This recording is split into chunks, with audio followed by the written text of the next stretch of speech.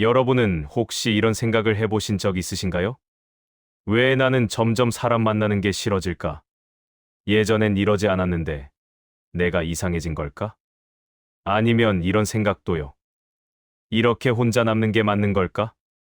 저는 오늘 여러분께 한 가지만 확실히 말씀드리고 싶습니다. 당신이 이상한 게 아닙니다. 당신이 냉정해진 것도 아니고 인간미가 없어진 것도 아닙니다. 오히려 지금 당신은 아주 정직해지고 있는 겁니다. 60대가 되면 많은 것들이 달라집니다. 직장에서 물러나고 자녀들은 각자의 삶을 살아갑니다. 손주를 보기도 하지만 그 손주들도 금방 자라서 각자의 세계로 들어갑니다. 그리고 어느 순간 주변을 둘러보면 사람이 많이 줄어들어 있습니다. 오래 알고 지냈던 친구들과도 연락이 뜸해지고 가족들과도 예전처럼 자주 모이지 않게 됩니다. 명절에 모여도 뭔가 어색하고 할 말이 없습니다. 전화 한 통화기가 왜 이렇게 무거운지 모르겠습니다. 그래서 여러분은 생각합니다. 내가 뭔가 잘못한 걸까? 내가 너무 차갑게 군 걸까? 하지만 저는 오늘 이렇게 말씀드리고 싶습니다. 그건 당신 잘못이 아닙니다. 당신은 단지 이제야 진실을 보기 시작한 겁니다. 19세기 독일의 철학자 프리드리히 니체는 이런 말을 했습니다. 우리는 우리 자신을 알지 못한 채 살아간다. 우리는 우리 자신에게 낯선 사람이다. 니체는 평생 혼자 살았습니다. 친구도 많지 않았고 가족과도 거리를 뒀습니다. 많은 사람들이 그를 외톨이라고, 괴짜라고 불렀습니다. 하지만 니체는 혼자였기 때문에 더 많은 것을 볼 수 있었습니다. 사람들이 왜 관계를 유지하는지, 왜 참고 견디는지, 그리고 그 관계 속에서 우리가 얼마나 많은 거짓을 살아가는지를요. 니체가 만약 지금 살아서 60대인 당신 앞에 앉아 있다면 아마 이렇게 말할 겁니다. 당신이 사람을 멀리하게 된 건 당신이 드디어 정직해졌기 때문입니다. 당신은 이제 더 이상 참지 않아도 됩니다. 당신은 이제 더 이상 연기하지 않아도 됩니다. 오늘 저는 여러분과 함께 이 질문에 답해보려 합니다. 왜 나이가 들수록 사람을 멀리하게 되는가? 그리고 그것은 정말 잘못된 일인가? 이 질문에 대한 답을 찾다 보면 여러분은 조금 더 편해질 겁니다. 조금 더 자유로워지실 겁니다. 그리고 무엇보다 지금의 당신을 조금 더 이해하게 되실 겁니다.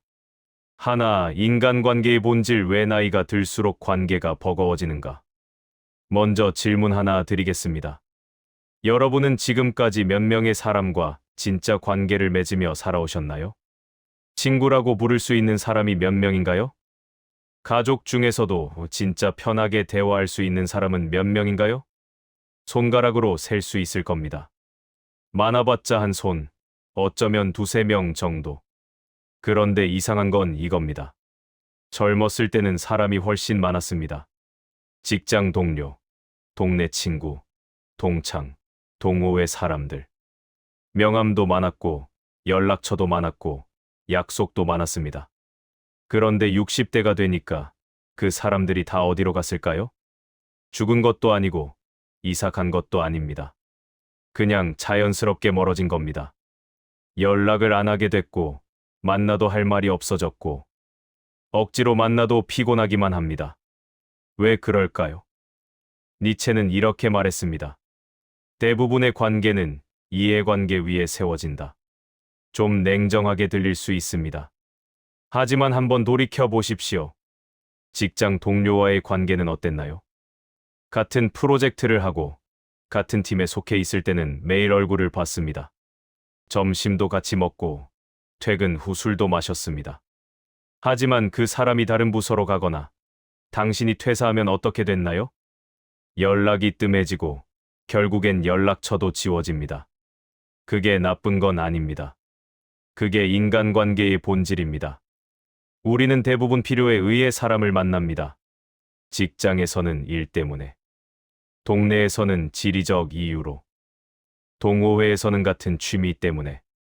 그런데 그 필요가 사라지면 관계도 사라집니다. 이건 당연한 겁니다. 문제는 우리가 그걸 인정하지 않으려 한다는 겁니다. 친구니까, 계속 연락해야 해. 오래 알고 지낸 사이니까 관계를 유지해야 해. 예전에 신세 진 적도 있는데 어떻게 연락을 끊어? 이런 생각들이 우리를 묶어둡니다. 그래서 우리는 필요도 없는 관계를 계속 유지하려고 애씁니다. 명절 때마다 보기 싫은 친척들을 만나고 연락하고 싶지 않은 옛 친구에게 억지로 문자를 보내고 만나도 할 말이 없는데 약속을 잡습니다. 왜 그럴까요? 니체는 이걸 노예 도덕이라고 불렀습니다. 노예 도덕이란 뭘까요? 자기 자신의 감정과 의지보다 타인의 시선과 기대를 우선시하는 태도입니다. 나는 이러고 싶지 않지만 남들이 뭐라고 할까봐 한다. 내 마음은 아니지만 해야 할 것 같아서 한다. 이게 노예 도덕입니다. 60대인 여러분은 이 노예 도덕 속에서 평생을 살아오셨습니다. 회사에서도 그랬습니다. 하기 싫은 일도 해야 하니까 했습니다. 상사가 부당하게 대해도 참아야 하니까 참았습니다. 가족 관계에서도 마찬가지였습니다. 부모님이 원하시는 대로 살았고 자식들을 위해서 모든 걸 희생했습니다.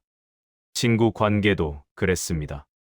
먼저 연락 안 하면 나쁜 사람 같아서 억지로 연락했고 모임에 나가기 싫어도 빠지면 이상하게 볼까봐 나갔습니다.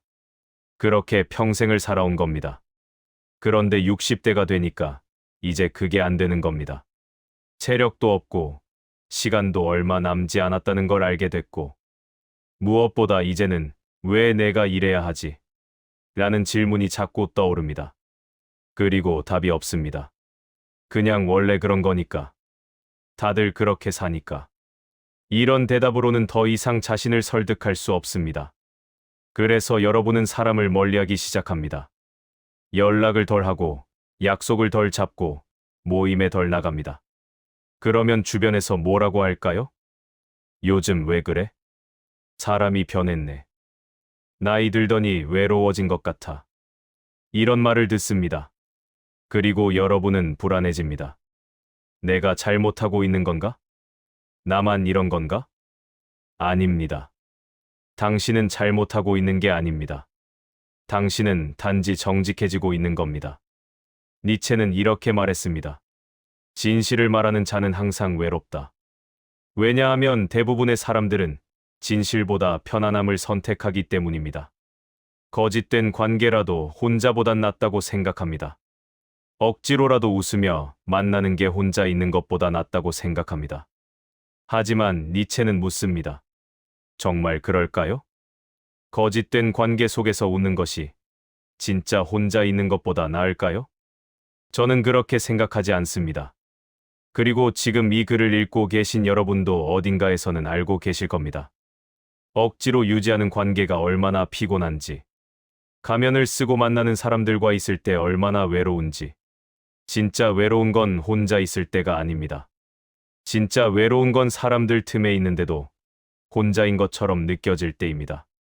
이해받지 못한다고 느껴질 때입니다. 내 진짜 모습을 보여줄 수 없을 때입니다. 그래서 니체는 이렇게 말합니다. 차라리 혼자 있는 편이 낫다. 거짓된 함께보다는.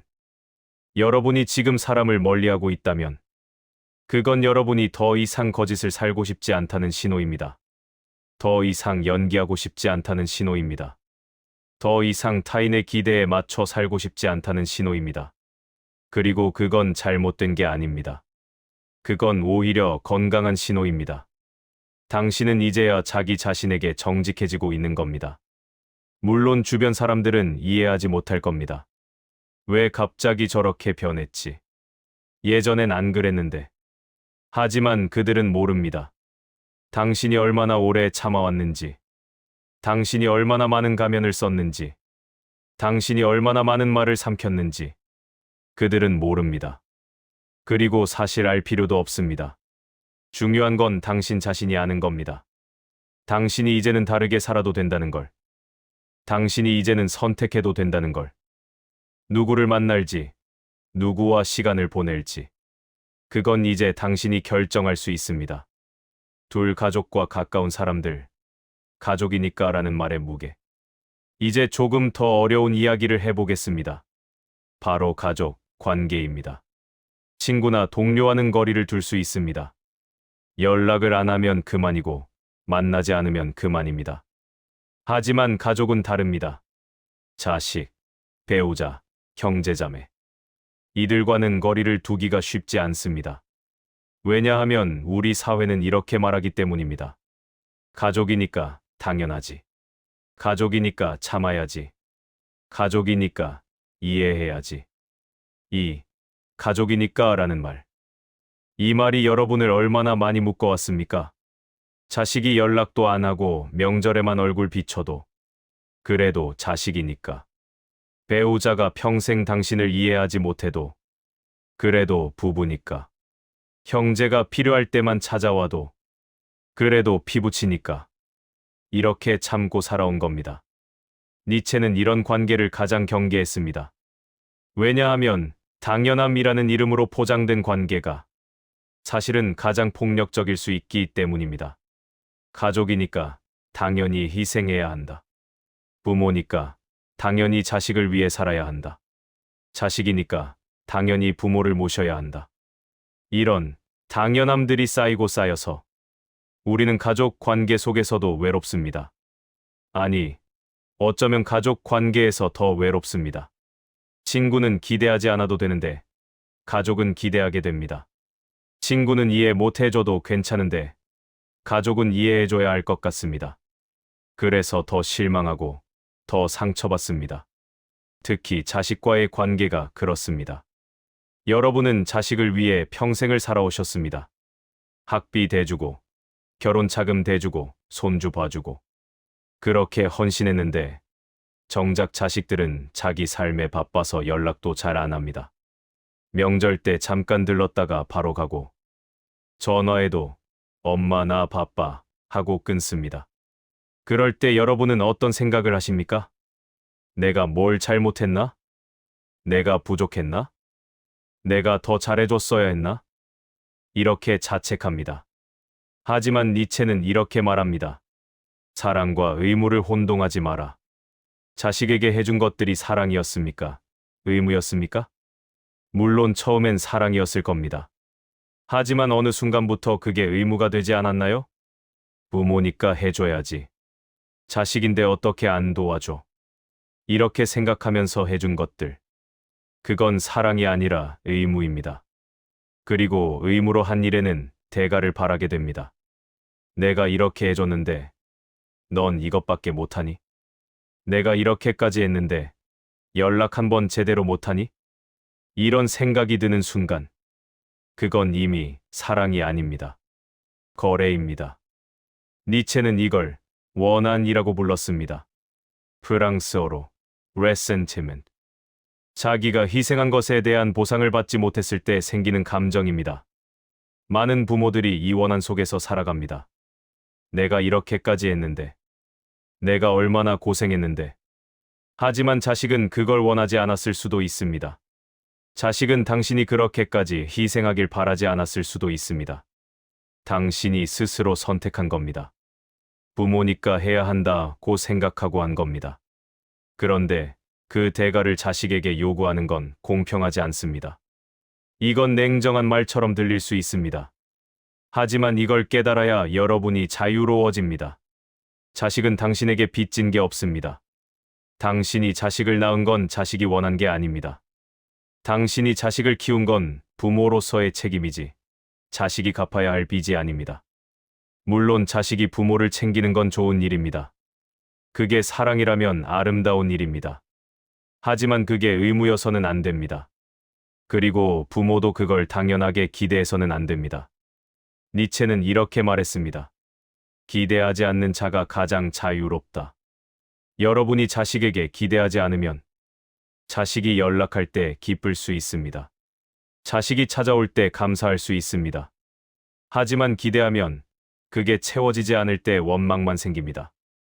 배우자와의 관계도 마찬가지입니다. 평생을 함께 살았다고 해서 그 사람이 나를 완전히 이해하는 건 아닙니다. 오히려 오래 살수록 더 모를 수도 있습니다. 이 사람이 원래 이런 사람이었나? 나는 이 사람을 전혀 몰랐던 것 같아. 이런 생각이 들 때가 있습니다. 그리고 그럴 때 여러분은 허무해집니다. 이렇게 살아온 게 뭐였지? 이 사람과 함께한 세월이 의미가 있었나? 하지만 니체는 이렇게 말합니다. 완벽한 이해 같은 건 없다. 우리는 모두 혼자다. 배우자라고 해서 나를 완전히 이해할 수는 없습니다. 그 사람도 자기 세계가 있고 자기 생각이 있습니다. 그 사람도 외롭고 힘들고 자기만의 문제가 있습니다. 그런데 우리는 배우자에게 너무 많은 걸 기대합니다. 나를 이해해줘야 해. 내 편이 돼줘야 해. 내가 힘들 때 위로해줘야 해. 하지만 그 사람도 힘듭니다. 그 사람도 자기 삶을 살아가는 것만으로도 벅찹니다. 그러니 서로 이해하지 못하는 게 당연합니다. 오히려 가끔이라도 이해받는다면 그게 기적입니다. 이렇게 생각하면 조금 편해집니다. 이 사람이 나를 이해 못하는 건 당연해. 이 사람도 자기 삶이 있어. 그래도 함께 있어주는 것만으로도 고마운 일이야. 이렇게 생각하면 기대가 줄어듭니다. 기대가 줄어들면 실망도 줄어듭니다. 실망이 줄어들면 원망도 줄어듭니다. 그리고 그제야 조금씩 편안한 관계가 됩니다. 형제자매와의 관계도 생각해 봅시다. 어렸을 때는 가까웠을지 몰라도 나이가 들수록 멀어집니다. 각자 가정이 생기고 각자 살 길이 생기면서 자연스럽게 멀어집니다. 그런데 부모님이 아프시거나 유산 문제가 생기면 갑자기 관계가 복잡해집니다. 서로 이해관계가 얽히고 감정이 상하고 결국엔 멀어집니다. 그럴 때 여러분은 생각합니다. 피부치인데 어떻게 이럴 수 있지? 어렸을 때는 그렇게 가까웠는데. 하지만 니체는 말합니다. 혈연이라는 건 우연일 뿐이다. 형제자매는 당신이 선택한 관계가 아닙니다. 우연히 같은 부모 밑에서 태어났을 뿐입니다. 어렸을 때는 같은 공간에서 살았기 때문에 가까웠던 것뿐입니다. 하지만 성인이 되면 각자 다른 사람이 됩니다. 다른 가치관을 갖고 다른 삶을 살아갑니다. 그러니 멀어지는 게 당연합니다. 물론 형제자매와 가깝게 지내는 것도 좋은 일입니다. 하지만 그게 의무가 되어서는 안 됩니다.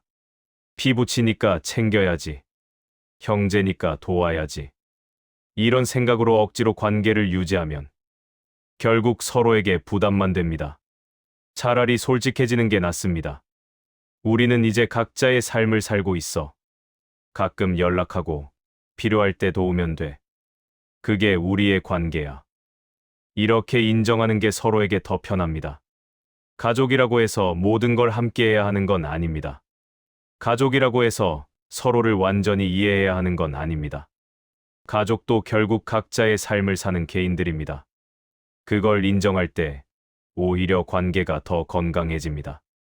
니체는 이렇게 말했습니다. 진정한 사랑은 상대를 자유롭게 하는 것이다. 가족을 사랑한다면 그들을 자유롭게 해주십시오. 당신의 기대로 묶지 마십시오. 당신의 희생으로 빚지게 만들지 마십시오. 그리고 당신 자신도 자유로워지십시오. 가족이라는 이름으로 당신을 묶는 모든 당연함에서 그때 비로소 진짜 관계가 시작됩니다. 의무가 아닌 선택으로, 기대가 아닌 감사로 만나는 관계. 그게 진짜 가족입니다. 새 고독과 거리두기 혼자가 되는 것은 실패가 아니다. 이제 가장 중요한 이야기를 하겠습니다. 바로 고독에 관한 이야기입니다. 여러분은 혼자 있는 게 두렵습니까? 아무도 연락하지 않는 주말이 불안합니까? 집에 혼자 있으면 뭔가 잘못된 것 같습니까? 우리 사회는 혼자 있는 사람을 불쌍하게 봅니다. 저 사람 외롭겠다. 친구도 없나 봐. 가족도 안 챙기나 봐. 이런 시선들이 여러분을 불안하게 만듭니다. 그래서 여러분은 혼자 있는 시간을 견디지 못합니다. 누군가에게 전화를 걸거나, 의미 없는 모임에 나가거나, 텔레비전만 켜놓고 하루를 보냅니다. 그냥 혼자 있는 게 불편해서입니다. 하지만 니체는 이렇게 말했습니다. 고독을 견딜 수 없는 자는 자유로울 수 없다. 왜 그럴까요? 왜 혼자 있을 수 없는 사람은 자유로울 수 없을까요? 답은 간단합니다. 혼자 있을 수 없다는 건 타인에게 의존한다는 뜻이기 때문입니다. 누군가가 있어야 안심이 되고, 누군가가 연락해줘야 안정이 되고, 누군가와 함께 있어야 외롭지 않다고 느낀다면 그 사람은 자기 자신이 아니라 타인에게 의지해서 살아가는 겁니다. 그건 자유가 아닙니다. 그건 의존입니다. 니체가 평생 강조한 것이 바로 이겁니다. 자기 자신으로 서는 것. 다른 누군가가 아니라 자기 자신의 힘으로 서는 것. 타인의 인정이 아니라 자기 자신의 긍정으로 살아가는 것. 그러려면 혼자 있을 수 있어야 합니다. 혼자 있어도 괜찮다고 느낄 수 있어야 합니다. 아무도 없어도 나는 나로서 존재한다고 믿을 수 있어야 합니다. 많은 사람들이 이걸 두려워합니다. 특히 나이가 들수록 더 두려워합니다. 이렇게 혼자 늙어가는 건가? 아무도 날 찾지 않으면 어떡하지? 나중에 아파도 돌봐줄 사람이 없으면? 이런 두려움이 여러분을 억지로라도 사람을 붙들게 만듭니다. 필요 없는 관계도 유지하고, 원하지 않는 모임에도 나가고, 불편한 사람과도 연락을 주고받습니다. 왜냐하면 혼자 남겨질까봐 두렵기 때문입니다. 하지만 니체는 이렇게 묻습니다. 그렇게 해서 당신은 정말 외롭지 않습니까? 사람들과 함께 있는데도 외롭다면 그건 진짜 외로움입니다. 반대로 혼자 있어도 평안하다면 그건 외로움이 아닙니다. 진짜 외로움은 사람의 수로 결정되는 게 아닙니다. 진짜 외로움은 자기 자신과 멀어져 있을 때 느끼는 겁니다. 자기 자신의 마음을 모르고, 자기 자신의 생각을 무시하고, 자기 자신의 감정을 억누르고 살 때, 그게 진짜 외로움입니다. 많은 60대 분들이 이 외로움 속에 살아갑니다. 평생 타인의 기대에 맞춰 살았기 때문에 정작 자기 자신이 누구인지, 무엇을 원하는지 모릅니다. 나는 뭘 좋아했더라? 나는 어떤 삶을 원했더라? 이런 질문에 답을 못합니다. 왜냐하면 평생 그런 질문을 해본 적이 없기 때문입니다. 항상 남들이 원하는 대로, 남들이 좋다는 대로 살아왔습니다. 그래서 지금 혼자가 되면 뭘 해야 할지 모릅니다. 텔레비전만 보거나, 스마트폰만 들여다보거나, 그냥 시간을 때웁니다. 혼자 있는 시간이 너무 무겁고 답답합니다. 니체는 이런 사람들을 자기 자신을 잃어버린 사람이라고 불렀습니다. 그리고 그는 말합니다. 자기 자신을 다시 찾아야 한다. 60대인 지금, 여러분은 자기 자신을 다시 찾을 시간이 있습니다. 아니, 이제야 찾을 수 있습니다. 왜냐하면 이제는 다른 사람들을 위해 살아야 할 이유가 줄어들었기 때문입니다. 자식들은 다 컸고, 직장에서도 물러났고, 이제 당신만의 시간이 생겼습니다. 이 시간을 어떻게 쓰느냐가 중요합니다. 억지로 사람을 만나면서 시간을 때울 수도 있고, 자기 자신과 마주하는 시간으로 쓸 수도 있습니다. 니체는 후자를 선택하라고 말합니다. 고독 속에서 자기 자신을 만나라. 혼자 있는 시간이 불편한 건 당연합니다. 처음엔 누구나 그렇습니다. 평생 타인과 함께 있었던 사람이 갑자기 혼자가 되면 어색하고 불안하고 무섭습니다. 하지만 조금씩 견뎌보십시오. 혼자 산책을 나가보십시오. 혼자 카페에 앉아보십시오. 혼자 영화를 보러 가보십시오. 처음엔 어색하지만 조금씩 익숙해집니다. 그리고 어느 순간 혼자 있는 시간이 편안해집니다. 아무에게도 신경 쓰지 않아도 되고, 아무에게도 맞추지 않아도 되고, 그냥 나 자신으로 있을 수 있다는 게 얼마나 편한지 알게 됩니다. 니체는 이걸 자기 긍정이라고 불렀습니다. 다른 사람의 인정이 아니라 자기 자신을 긍정하는 것. 나는 이대로 괜찮다. 혼자 있어도 나는 충분하다. 이렇게 생각할 수 있을 때 비로소 자유로워집니다. 그리고 이상한 일이 벌어집니다. 혼자 있는 게 편안해지면 관계도 편안해집니다.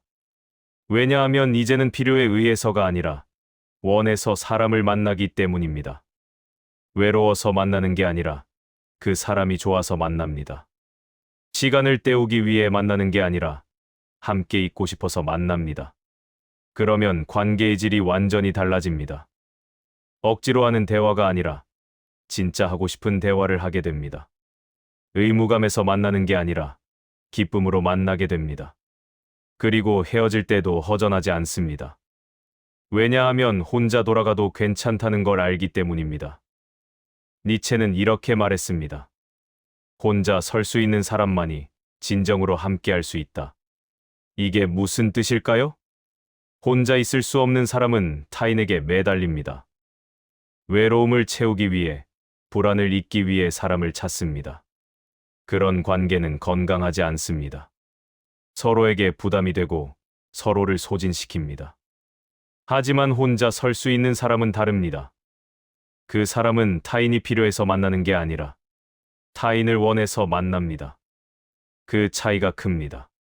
필요와 원함의 차이, 의존과 선택의 차이. 그래서 니체는 60대인 여러분에게 이렇게 말하고 싶을 겁니다. 이제 혼자 있는 법을 배우십시오. 혼자 있어도 괜찮다는 걸 받아들이십시오. 그게 실패가 아니라 자유라는 걸 깨달으십시오. 물론 쉽지 않습니다. 평생 함께하는 게 당연하다고 배워왔는데 갑자기 혼자 있으라고 하면 막막합니다. 하지만 생각해 보십시오. 지금까지 함께 있으면서 행복하셨습니까? 억지로 유지한 관계들이 당신을 채워줬습니까? 아마 아닐 겁니다. 오히려 더 지치고 더 외로웠을 겁니다. 그렇다면 이제는 다른 방식을 시도해 볼 때입니다.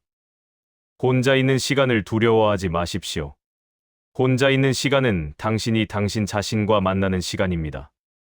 평생 미뤄왔던 질문들을 할 수 있는 시간입니다. 나는 누구인가? 나는 무엇을 원하는가? 나는 어떻게 살고 싶은가? 이 질문들에 답하다 보면 당신은 점점 당신 자신과 가까워집니다. 그리고 당신 자신과 가까워질수록 다른 사람들의 시선이 덜 중요해집니다. 다른 사람들의 기대가 덜 무겁게 느껴집니다. 그때 비로소 당신은 자유로워집니다. 니체가 말한 진정한 자유. 타인에게서 벗어나는 자유가 아니라 자기 자신에게 도달하는 자유. 그 자유를 맛보면 고독은 더 이상 두렵지 않습니다. 고독은 오히려 선물이 됩니다. 아무에게도 방해받지 않고 나 자신으로 있을 수 있는 시간. 그 시간이 얼마나 소중한지 알게 됩니다. 그래서 니체는 이렇게 말했습니다. 고독을 사랑하는 자만이 진정으로 자유롭다. 여러분도 이제 고독을 사랑하게 될 겁니다. 처음엔 어색하고 불편하겠지만 조금씩 익숙해지고 어느 순간 편안해지고 결국엔 소중하게 느껴질 겁니다. 그때 여러분은 알게 될 겁니다. 혼자가 되는 것이 실패가 아니라는 걸. 혼자 있는 것이 외로움이 아니라는 걸. 오히려 혼자 있을 수 있는 게 힘이라는 걸. 그리고 그 힘을 가진 사람만이 진정으로 다른 사람과 건강하게 관계 맺을 수 있다는 걸. 이제 마지막 이야기를 하겠습니다. 지금까지 우리는 많은 것을 이야기했습니다. 왜 나이가 들수록 관계가 버거워지는지, 가족이라는 이름으로 우리를 묶는 것들이 무엇인지, 그리고 고독이 왜 두려운 게 아니라 자유인지. 이제 여러분은 선택해야 합니다. 앞으로 누구와 함께 갈 것인지, 누구를 놓아도 되는지, 그리고 어떻게 살아갈 것인지. 니체는 이렇게 말했습니다. 내 자신이 되어라. 60대인 지금, 여러분은 비로소 자기 자신이 될 수 있습니다. 더 이상 부모의 기대에 맞춰 살 필요가 없습니다. 더 이상 직장의 요구에 맞춰 살 필요가 없습니다. 더 이상 자식을 위해 자신을 희생할 필요가 없습니다. 이제 당신은 당신으로 살 수 있습니다. 그렇다면 어떻게 살아야 할까요? 먼저, 관계를 선택하십시오. 모든 관계를 유지할 필요가 없습니다. 당신을 지치게 하는 관계, 당신을 억누르는 관계, 당신을 불편하게 하는 관계는 놓아도 됩니다. 그래도 오래 알고 지낸 사이인데, 그래도 친척인데, 그래도 친구였는데, 이런 생각은 버리십시오. 오래 알았다고 해서 계속 함께해야 하는 건 아닙니다. 피를 나눴다고 해서 평생 참아야 하는 건 아닙니다. 과거에 친구였다고 해서 지금도 친구여야 하는 건 아닙니다. 사람은 변하고 관계도 변합니다. 그걸 인정하십시오. 그리고 지금 당신에게 필요한 관계만 남기십시오. 어떤 관계가 필요한 관계일까요? 당신을 있는 그대로 받아들여주는 관계. 당신이 편안하게 자신을 드러낼 수 있는 관계. 당신이 함께 있을 때 에너지가 생기는 관계. 이런 관계는 지키십시오. 반대로, 당신이 가면을 써야 하는 관계. 당신이 참아야 하는 관계. 당신이 지친 후에 더 지치게 만드는 관계. 이런 관계는 놓으십시오. 미안해할 필요 없습니다. 당신이 이기적인 게 아닙니다. 당신은 단지 자기 자신을 지키는 겁니다. 그리고 그건 당연한 권리입니다. 둘째, 기대를 내려놓으십시오. 자식에게 기대하지 마십시오. 배우자에게 기대하지 마십시오. 친구에게 기대하지 마십시오. 기대는 실망을 낳고 실망은 원망을 낳습니다. 대신 받은 것에 감사하십시오. 자식이 연락하면 감사하고, 배우자가 옆에 있어주면 감사하고, 친구가 생각해주면 감사하십시오. 하지만 그게 없어도 괜찮습니다. 당신은 그것 없이도 충분합니다. 당신은 혼자여도 괜찮습니다. 이렇게 생각하면 관계가 훨씬 가벼워집니다. 무거운 의무가 아니라 가벼운 선물이 됩니다. 셋째, 자기 자신과 친해지십시오. 혼자 있는 시간을 즐기십시오. 혼자 산책하고, 혼자 책을 읽고, 혼자 생각하십시오. 당신이 무엇을 좋아하는지, 당신이 무엇을 원하는지, 당신이 어떤 사람인지 알아가십시오. 평생 타인을 위해 살았다면, 이제는 자기 자신을 위해 사십시오. 이기적이라고 생각하지 마십시오. 당신은 충분히 많이 희생했습니다. 이제는 당신이 당신을 돌볼 차례입니다. 니체는 이걸 자기 사랑이라고 불렀습니다. 자기 자신을 사랑하지 못하는 사람은 다른 사람도 진정으로 사랑할 수 없습니다. 자기 자신을 소중히 여기지 못하는 사람은 다른 사람도 소중히 여길 수 없습니다. 그러니 먼저 자기 자신을 사랑하십시오. 자기 자신을 돌보십시오. 자기 자신에게 친절하십시오. 넷째, 지금부터 시작하십시오. 이제 와서 뭘 바꿔? 이미 늦었어. 이런 생각은 버리십시오. 늦은 건 없습니다. 니체는 이렇게 말했습니다. 인생은 짧다. 하지만 지금 시작하면 충분하다. 60대는 늙은 게 아닙니다. 아직도 20년, 30년이 남아 있습니다. 그 시간을 어떻게 쓰느냐는 당신에게 달려 있습니다. 과거처럼 참고 견디며 살 수도 있고, 새롭게 자기 자신으로 살 수도 있습니다. 어떤 선택을 하시겠습니까? 저는 여러분이 후자를 선택하시길 바랍니다. 지금부터라도 자기 자신으로 사시길 바랍니다. 더 이상 타인의 기대에 맞춰 살지 마시고, 더 이상 억지로 참지 마시고, 더 이상 가면을 쓰지 마십시오. 있는 그대로의 당신으로 사십시오. 그게 당신이 할 수 있는 가장 용감한 일입니다. 마지막으로 니체가 한 말을 전하고 싶습니다. 아모르 파티에몰 페이지. 자기 운명을 사랑하라는 뜻입니다. 지금까지 살아온 삶을 후회하지 마십시오. 왜 그때 그렇게 살았을까? 왜 더 일찍 깨닫지 못했을까? 이런 후회는 당신을 묶어둘 뿐입니다. 대신 받아들이십시오. 나는 그때 최선을 다했어. 나는 그때 그렇게 살 수밖에 없었어. 그리고 그것도 내 삶의 일부야. 이렇게 받아들이면 후회가 감사로 바뀝니다. 모든 경험이 당신을 지금의 당신으로 만들었습니다. 힘들었던 순간도, 참았던 순간도, 외로웠던 순간도, 그 모든 것이 당신입니다. 그러니 당신의 삶을 사랑하십시오. 과거도, 현재도, 그리고 앞으로 올 미래도. 그게 니체가 말한 운명의 애입니다. 자기 삶을 있는 그대로 사랑하고 긍정하는 것. 그렇게 살 때 당신은 비로소 자유로워집니다. 여러분, 오늘 긴 이야기를 들어주셔서 감사합니다. 저는 오늘 여러분께 이것만 전하고 싶었습니다. 당신이 사람을 멀리하는 건 잘못이 아닙니다. 당신이 혼자 있고 싶은 건 이상한 게 아닙니다. 당신이 더 이상 참고 싶지 않은 건 당연한 겁니다. 당신은 이제 자기 자신으로 살아도 됩니다. 더 이상 누군가의 기대에 맞출 필요가 없습니다. 더 이상 해야 한다는 의무감으로 살 필요가 없습니다. 이제는 하고 싶다는 마음으로 사십시오. 그게 60대 이후의 진짜 삶입니다. 니체는 이렇게 말했습니다. 내가 되어라. 내가 되는 것이 가장 어렵고 가장 중요한 일이다. 여러분, 이제 당신이 되십시오.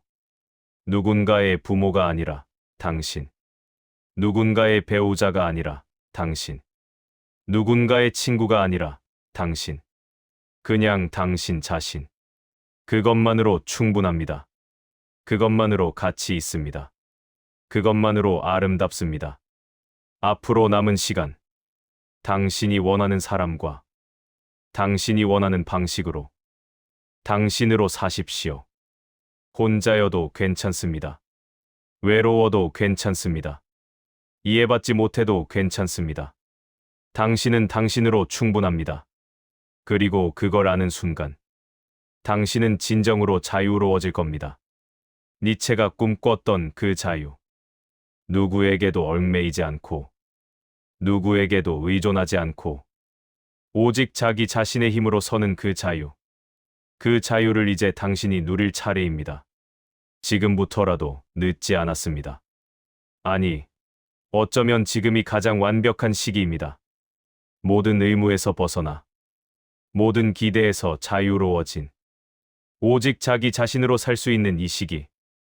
이 시기를 놓치지 마십시오. 이 시간을 낭비하지 마십시오. 이 자유를 두려워하지 마십시오. 대신 껴안으십시오. 받아들이십시오. 그리고 살아가십시오. 당신으로. 온전히 당신으로.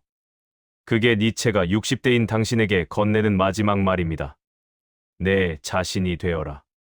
그리고 그것을 사랑하라. 감사합니다.